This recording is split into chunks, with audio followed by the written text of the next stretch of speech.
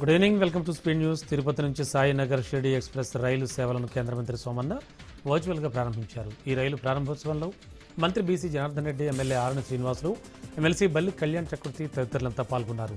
భక్తుల సౌకర్యార్థం ఆధ్యాత్మిక పుణ్యక్షేత్రాలు తిరుపతి షిర్డీ మధ్య అనుసంధానాన్ని పెంచేందుకు 2వ వీక్లీ ఎక్స్ప్రెస్ను ప్రారంభించినట్లు మంత్రి జనార్దన్ రెడ్డి తెలిపారు.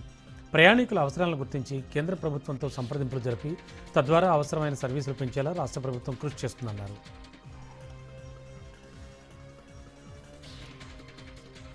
కోర్టులో ఉన్న కేసుల పరిష్కారం, లిటిగేషన్ వ్యవహారాలను తగ్గించేందుకు కేబినెట్ సబ్ కమిటీ ఏర్పాటు చేశారు. త్వరగా వివాదాల పరిష్కారం అయ్యేందుకు 5గురు మంత్రులతో కూడిన కమిటీని ఏర్పాటు చేశారు. ఈ కమిటీలో న్యాయశాఖ మంత్రి ఫారూక్, అనగాని సత్యప్రసాద్, అనిత, నాదెండ్ల మనోహర్, సత్యకుమార్ సభ్యులుగా ఉన్నారు.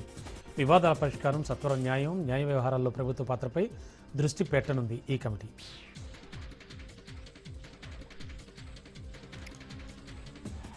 కాంగ్రెస్ పార్టీ అగ్ర నాయకురాలు సోనియా గాంధీ జన్మదిన వేడుకలు హైదరాబాద్ మినిస్టర్ క్వార్టర్స్లో ఘనంగా జరిగాయి. సోనియా గాంధీ పుట్టినరోజు సందర్భంగా కేక్ కట్ చేసి సంబరాలు జరుపుకున్నారు.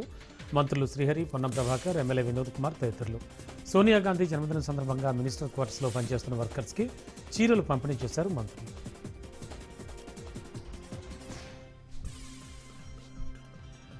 ఖమ్మం జిల్లా నేలకొండపల్లి మండలం మజ్జుగూడెం కాంగ్రెస్ పార్టీ సర్పంచ్ అభ్యర్థిపై బీఆర్ఎస్ వర్గీయులు దాడి చేశారని వస్తున్న వార్తలను బీఆర్ఎస్, సిపిఎం నేతలు ఖండించారు. 2-3 రోజుల ముందే మాకు ఎలాంటి సంఘటన జరుగుతుందని తెలుసని పాలేరు నియోజకవర్గ ప్రజలు బెదిరింపులు సహించరన్నారు మాజీ ఎమ్మెల్యే కందాల ఉపేందర్ రెడ్డి.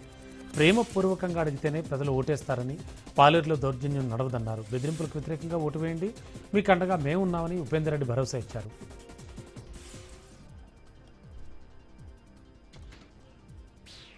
రాజన్న సిరిసిల్ల జిల్లా వేములవాడ అర్బన్ మండలంలో ఏకగ్రీవమైన సుమారు 25 మంది వార్డు సభ్యులను ఎమ్మెల్యే ఆది శ్రీనివాస్ అభినందించారు.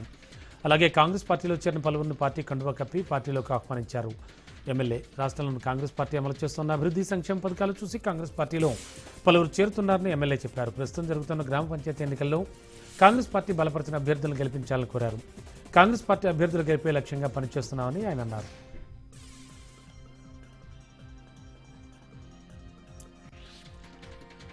వికారాబాద్ జిల్లా కలెక్టరేట్లో తెలంగాణ తల్లి అవతరణోత్సవాలు ఘనంగా జరిగాయి. కలెక్టరేట్ ప్రాంగణంలో ఏర్పాటు చేసిన తెలంగాణ తల్లి విగ్రహాన్ని జిల్లా కలెక్టర్ ప్రతీక్ జైన్ ఆవిష్కరించారు. ఈ సందర్భంగా అధికారులు, ఉద్యోగులు పాల్గొని తెలంగాణ గీతాన్ని ఆలపించారు. ఆకట్టుకునే రీతిలో స్ఫూర్తిదాయకంగా ఉన్న తెలంగాణ తల్లి విగ్రహం అందరినీ ఆకర్షించింది.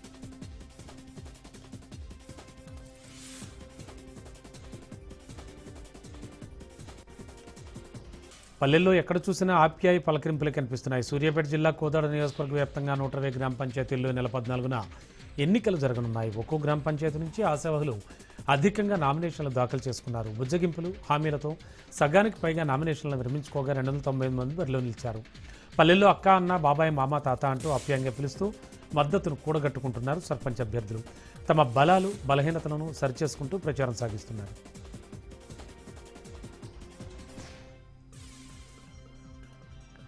నిజామాబాద్ జిల్లా మొస్రాం మండలం గోవూరు గ్రామంలో మా ఇంట్లో ఎవరి ఓట్లు అమ్మబడవంటూ ఏర్పాటు చేసిన ఫ్లెక్సీ వైరల్గా మారింది. సర్పంచ్, వార్డు మెంబర్గా పోటీ చేసే అభ్యర్థులు మమ్మల్ని ఎలాంటి ప్రలోభాలకు గురి చేయకండి, మేము నిజాయితీగా గ్రామ అభివృద్ధికి పాటుపడే నాయకుడికే మా ఓటును వేస్తాం అంటూ ఆ ఫ్లెక్సీలు రాసింది.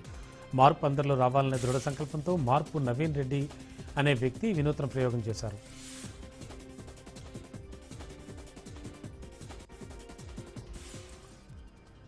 గ్రామ పంచాయతీ ఎన్నికల్లో బాండ్ పేపర్పై హామీల జోరు కొనసాగుతోంది. ఒకరిని చూసి మరొకరు తమను సర్పంచ్గా గెలిపిస్తే అమలు చేసే హామీలను బాండ్ పేపర్పై రాసిస్తున్నారు. నిర్మల్ జిల్లా ఖానాపూర్ మండలం బీర్నంది సర్పంచ్ స్థానానికి పోటీ చేస్తున్న అభ్యర్థి ఓటర్లను ఆకర్షించడానికి వినూత్న రీతిలో ప్రచారం చేస్తున్నారు. బీర్నంది సర్పంచ్ అభ్యర్థి మూల శ్రీధర్ గైడ్ తనను సర్పంచ్గా గెలిపిస్తే గ్రామంలోని మల్లన్న గుడి కోసం 2 గుంటల భూమి, ఆడబిడ్డ పెళ్లికి 5,000, ఎవరైనా చనిపోతే 5,000, గ్రామంలోని ప్రధాన వీధిలో సీసీ కెమెరాల ఏర్పాటు, విద్యార్థుల కోసం గ్రంథాలయం ఏర్పాటు చేస్తానని, అవి నెరవేర్చకపోతే ఎవరైనా వచ్చి నిలదీయవచ్చని బాండ్ పేపర్పై రాసిచ్చాడు.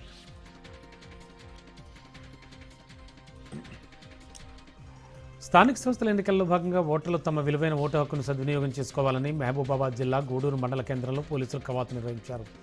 ఎలాంటి ప్రలోభాలకు తలొగ్గి ఓటు హక్కు దుర్వినియోగం చేసుకోకుండా అభివృద్ధి పదంలో నడిపించే ప్రజాప్రతినిధులను తమ అమూల్యమైన ఓటు వేసి ఎన్నుకోవాలన్నారు.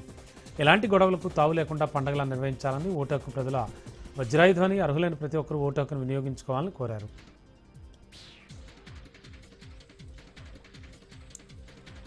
పార్వతీపురం, మన్యం జిల్లాలో క్రీడాకారులకు కొదవలేదని, ప్రతిభగల విద్యార్థుల క్రీడల్లో ప్రత్యేక శిక్షణ ఇచ్చేందుకు కృషి చేస్తున్నామని కలెక్టర్ ప్రభాకర్ రెడ్డి తెలిపారు. జిల్లా కలెక్టర్ కార్యాలయంలో క్రీడా ప్రతిభ ఎంపిక కార్యక్రమంలో పాల్గొన్నారు. అవసరాన్ని బట్టి శిక్షణ కేంద్రాలు ఏర్పాటు చేస్తామని, ప్రతిభల క్రీడాకారులను ఎంపిక చేసి స్పోర్ట్స్ స్కూల్లో శిక్షణ ఇచ్చి జాతీయ అంతర్జాతీయ స్థాయి వరకు వెళ్లేలా చేస్తామన్నారు.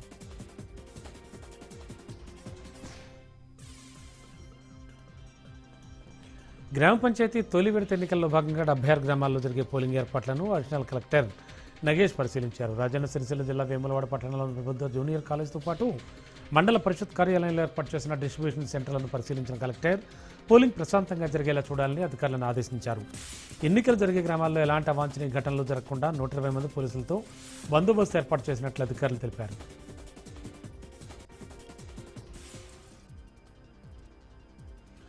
అంధుల మహిళల టీ20 ఇండియా క్రికెట్ జట్టు కెప్టెన్ దీపికకు శ్రీ సత్యసాయి జిల్లా మడకసిరలో ఘన స్వాగతం లభించింది. అమరాపురం మండలం తంబాలహట్టి మారుమూల ప్రాంతం నిరుపేద కుటుంబానికి చెందిన దీపిక మడకసిరకు చేరుకోవడంతో ఎమ్మెల్యే ఎంఎస్ రాజు, మాజీ ఎమ్మెల్యే గుండముల తిప్పేస్వామి ఆధ్వర్యంలో విద్యార్థులు ప్రజలు ఘన స్వాగతం పలికారు. అనంతరం అక్కడ ఏర్పాటు చేసిన సన్మాన కార్యక్రమంలో దీపికను ఘనంగా సత్కరించి విరాళం అందజేశారు.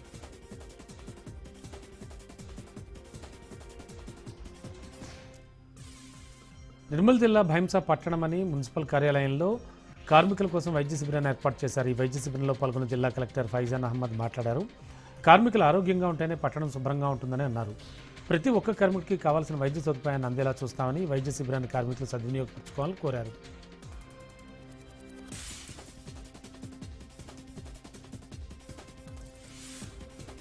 అంబేద్కర్ కోనసీమ జిల్లా అత్రేపురం మండలం లొల్ల లాకులు శ్రార్థ కాటన్ గోదావరి ట్రోఫీ బ్రోచర్ని ఎమ్మెల్యే బండారు సత్యానందరావు ఆవిష్కరించారు. పోటీలు తిలకించేందుకు భారీ సంఖ్యలో దేశం నలుమూలల నుంచి ప్రజలు పాల్గొంటారని, అందుకు అనుగుణంగా కోనసీమ సంప్రదాయాలు కనువిందు చేసేలా ఏర్పాట్లు చేయాలని సంబంధిత అధికారులను ఆదేశించారు. ఈ సంక్రాంతి సంబరాల్లో భాగంగా డ్రాగన్ పడవ పోటీలు, ఈత పోటీలు, మహిళల రంగవల్లుల పోటీలు, చిన్నారుల గాలిపటాల పోటీలు, సాంస్కృతిక కార్యక్రమాలు తదితర పోటీలు నిర్వహించనున్నట్లు తెలిపారు.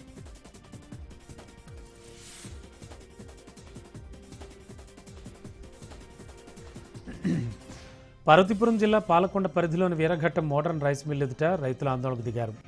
ప్రభుత్వం నిర్ణయించిన 80 కేజీల బస్తాకు అదనంగా 4 నుంచి 5 కేజీలు ఎక్కువ ఇవ్వాలని రైస్ మిల్లులో యజమానులు డిమాండ్ చేయడంతో రైతులు ఆందోళన చేపట్టారు. మిల్లు యజమానులపై అధికారులు ఫిర్యాదు చేసినా వారి తీరులో మార్పు రాకపోవడంతో రైతులు ఆగ్రహం వ్యక్తం చేశారు.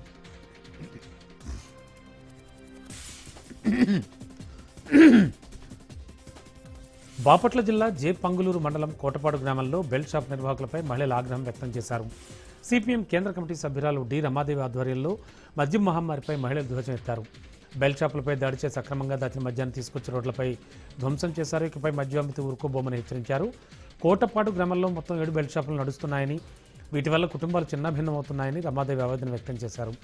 గ్రామంలో బెల్ట్ షాపులు అధికంగా ఉండడంతో మద్యానికి బానిసలై వారి పిల్లల భవిష్యత్తు ప్రశ్నార్థకంగా మారుస్తున్నారన్నారు. గ్రామాల్లో బెల్ట్ షాపుల నిర్వాహకులపై సంబంధిత అధికారులు తక్షణమే చర్యలు చేపట్టాలని ఆమె డిమాండ్ చేశారు.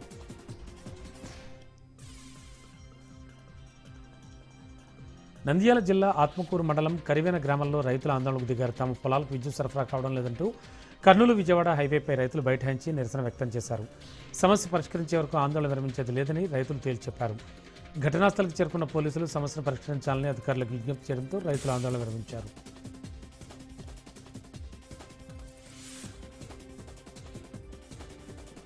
రాజన్న సిరిసిల్ల జిల్లా వేములవాడ మండలం తిప్పాపురం బస్టాండ్ వద్ద ఓ వ్యక్తి హార్ట్అటాక్తో కుప్పకూలాడు. అక్కడ విధులు నిర్వహిస్తున్న వేములవాడ పోలీస్ స్టేషన్ కింద కానిస్టేబుల్ శ్రీనివాస్ గంగరాజ్ వెంటనే స్పందించి వ్యక్తికి సిపిఆర్ చేసి స్థానిక ఆసుపత్రికి తరలించారు. కానిస్టేబుల్ చాకచక్యంతో వివరించడంతో నాంపల్లి గ్రామానికి చెందిన రమేష్ అనే వ్యక్తి ప్రాణాలతో బయటపడ్డాడు. సిపిఆర్ చేసిన వ్యక్తి ప్రాణాలు కాపాడిన కానిస్టేబుల్ శ్రీనివాస్ గంగరాజ్పై పలువురు ప్రశంసలు కురిపిస్తున్నారు.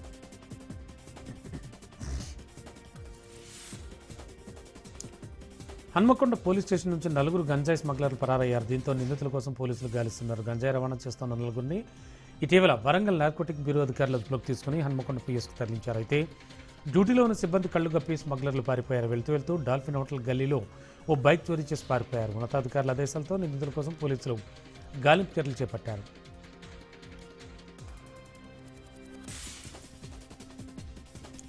రంగారెడ్డి జిల్లా అబ్దుల్లాపూర్మేట్ పోలీస్ స్టేషన్ పరిధిలోని కోహెడ గుట్ట మీద ఉన్న పురాతన హనుమాన్ దేవాలయం వద్ద గంజాయి బ్యాచ్ హల్చల్ చేసింది. హుక్కా చేతపట్టుకుని తిరుగుతున్న వ్యక్తిని పోలీసులకు అప్పగించారు భక్తులు. దేవాలయ ప్రాంగణంలో అన్యమతస్తులు అసాంఘిక కార్యకలాపాలకు పాల్పడుతున్నారని భక్తులు ఆగ్రహం వ్యక్తం చేస్తున్నారు. అసాంఘిక కార్యకలాపాలకు పాల్పడుతున్న వారిపై చర్యలు తీసుకోవాలని భక్తులు డిమాండ్ చేస్తున్నారు. కేసు నమోదు చేసుకున్న పోలీసులు దర్యాప్తు చేపట్టారు.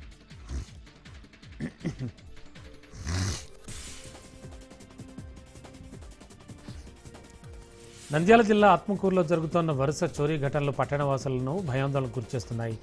నిన్నటి వరకు బైక్లను టార్గెట్ చేసిన దొంగలు ఇప్పుడు లారీలపై పడ్డారు. లారీలను టార్గెట్ చేస్తూ భారీగా డీజిల్ చోరీ చేస్తున్నారు దుండగులు. సుమారు 1500 లీటర్ల డీజిల్ చోరీకి గురికావడంతో లారీ యజమానులు పోలీసులను ఆశ్రయించారు. సీసీటీవీ ఫుటేజ్ ఆధారంగా నిందితులను పట్టుకునే పనిలో పడ్డారు అధికారులు.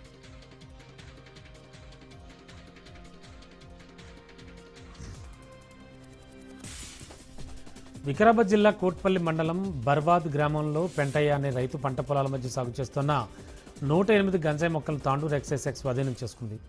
స్వాధీనం చేసుకున్న గంజాయి సుమారు 11 లక్షలు ఇవ్వనట్లుగా జిల్లా ఎక్సైజ్ సూపరింటెండెంట్ జయభాస్కర్ వెల్లడించారు. ఈ కేసులో ఒక అదుపులోకి తీసుకున్న అధికారులు కేసు నమోదు చేసి దర్యాప్తు చేపట్టారు.